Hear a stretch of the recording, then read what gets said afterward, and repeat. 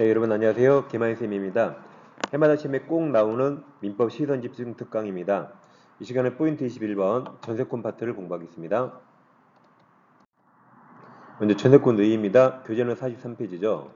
이제 303조에서 전세권자는 전세금 지급합니다. 반드시 유상이고 이제 전세금 지급은 전세권 성립 요건입니다. 다음 타인 부동산을 점유하여 그 부동산 용도유차 사용수익이 용익물권 성격이죠. 사용수익, 용익물권 성격이 있고 다음 그 부동산 전부에 대해서 후손이 권리자 기타 채권자보다 전세금에 우선 변제 받을 권리가 있죠. 이 우선 변제권이 있다는 게 담보물권 성격이 있습니다. 우선 변제는 경매에서만 나오죠. 그리고 우선 변제는 물권이라 있는 게 아닙니다. 이처럼 법에 써 있으면 있고 안 써 있으면 없습니다. 그러니까 유치권은 나중에 없다고 공부해요. 법에 안 써 있습니다. 초당권도 법에 써 있기 때문에 나중에 있다고 공부할 겁니다. 이 우선 변제권은 법에 써 있으면 있고 안 써 있으면 없습니다. 취득과 존속기간에서 갑소유 부동산의 시간 순서예요. 우리 전세권 취득했습니다. 계약기한 2년, 전세금 3억을 갑에게 지급했어요.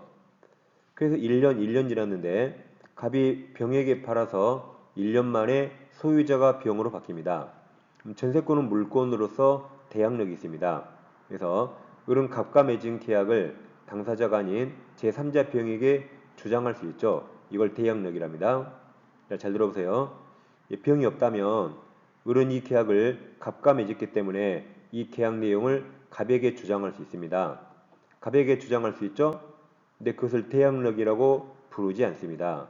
갑과 을이 둘이 계약했으니까 계약 당사자끼리는 계약 내용을 당연히 주장할 수 있습니다.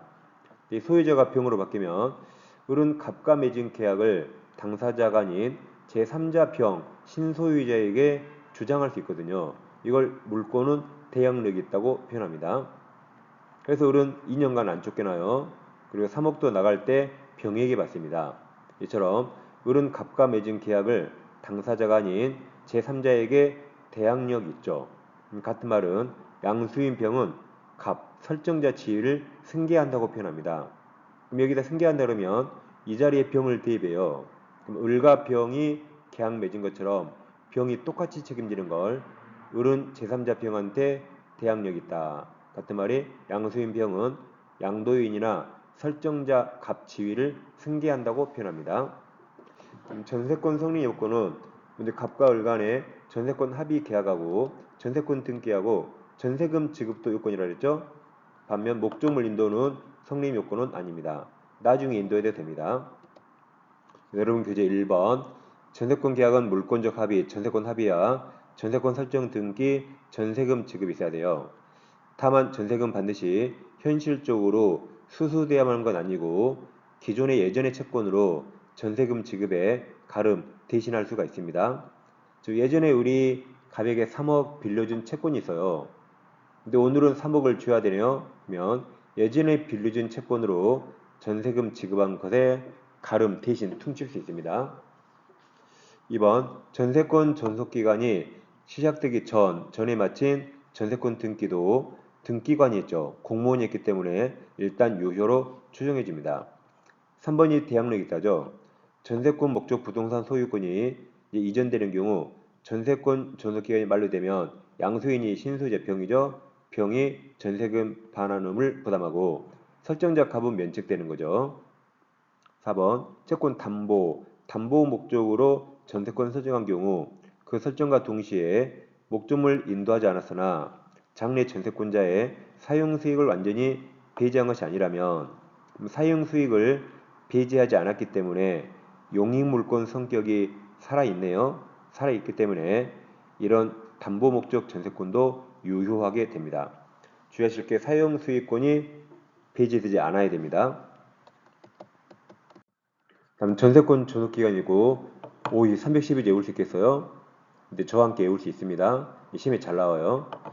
일단 1, 2, 3, 4가 있는 특이한 게 2항과 4항은 건물이라고 써있죠.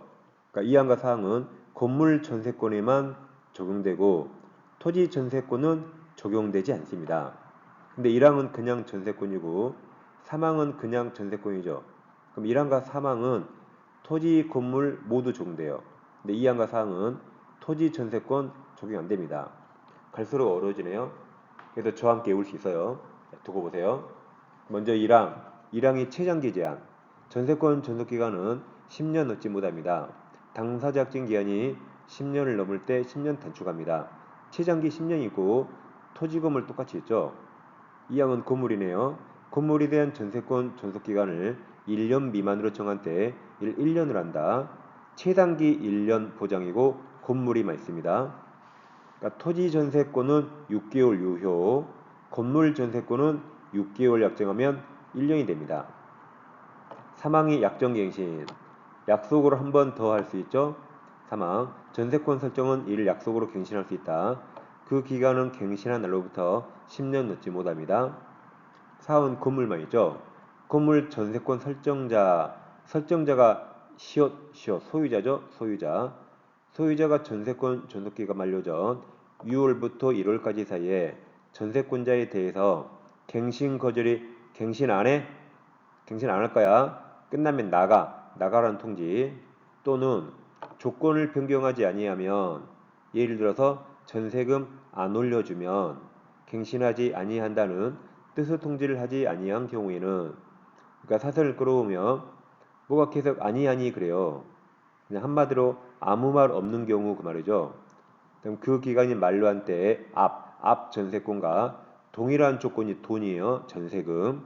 동일한 조건 전세금으로 다시 전세권을 설정으로 본다. 누가 본다는 거죠? 법에서 본다는 거죠. 이게 법정갱신이에요. 다시 전세권을 설정으로 본다. 법이 봐요. 법에서 보니까 이게 법정갱신이고, 법정갱신도 건물이만 있습니다. 이 경우 전세권 전속기간은 그 정함이 없는 것으로 보네요. 그래서 313조가 준비돼서요. 전세권 전속기간을 약정하지 아니한 때, 이게 둘 중에 하나입니다. 방금 본 법정갱신돼서 기간 정함이 없는 것으로 볼 때, 첫 번째가 법정갱신 됐을 때, 두 번째는 처음부터 깜빡 잊고 기간 안 정할 수 있죠. 그 두 경우에 각 당사자 둘 다 언제든지 상대방에 대해서 전세권 소멸을 통고할 수 있고, 상대방에게 시간을 주는 거죠. 상대방이 이 통고받고 6개월 경과하여 소멸하게 됩니다. 지금 312조와 13조 보셨어요? 이제 같이 외워볼 겁니다. 우선 토지 건물 다 최장기 제한 몇 년이죠? 10년이 있어요. 그럼 잘 보세요. 우리 지금 전세권 공부하죠. 그럼 전세권 전 써봐요. 전. 자, 1, 2, 3, 4, 5. 다음 최장기간이죠. 장자 써봐요.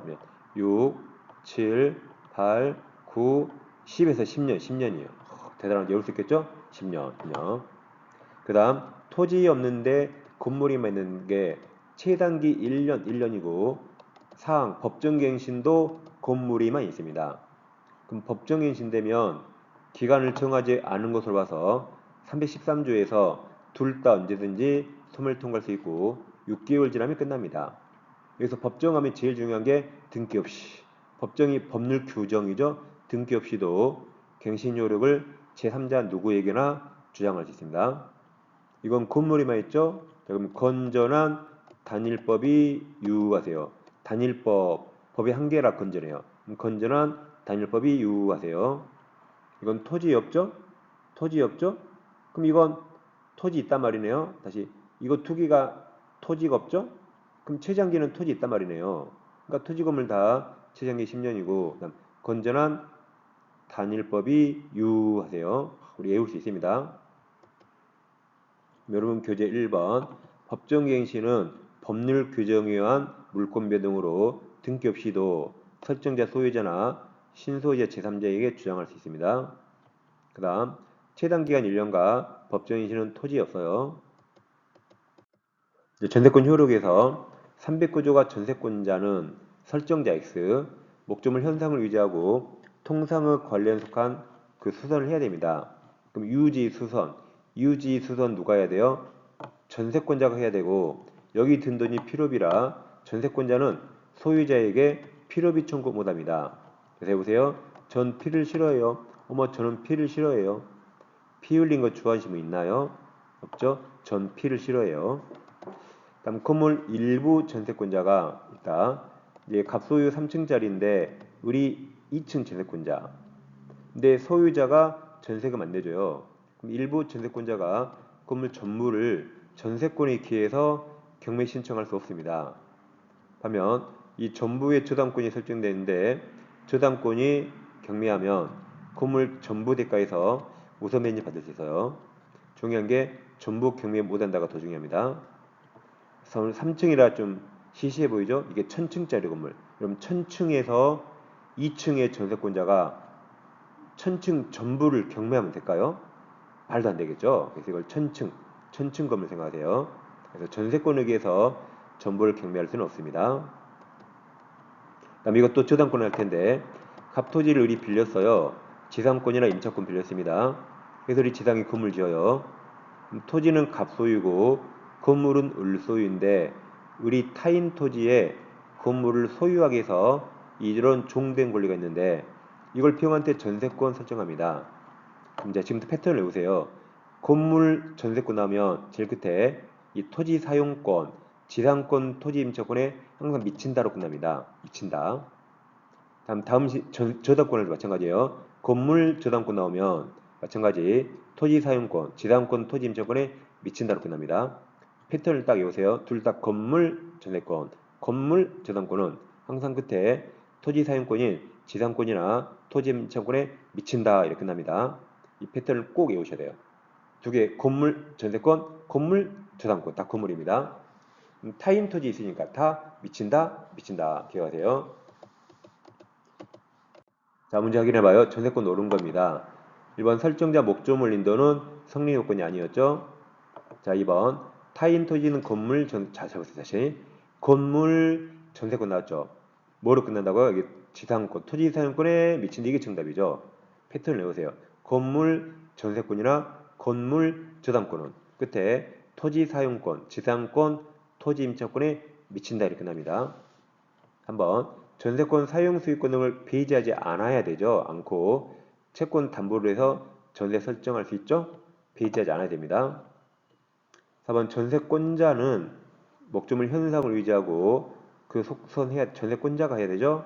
그래서 필요비 청구 못합니다. 5번 법정 나오면 등기 없이 제3자에게 그 권리 주장 대항할 수 있습니다. 다시 기억하세요. 건물 전세권이나 건물 저당권 나오면 토지 사용권에 미친다로 끝납니다. 네, 시선 집중 강의는 시험에 꼭 나오는 40개 테마를 집중 공략하는 교재입니다. 이것만으로도 무조건 합격합니다. 아니 제발 이것만 보세요. 제발 이거라도 정확히 보세요.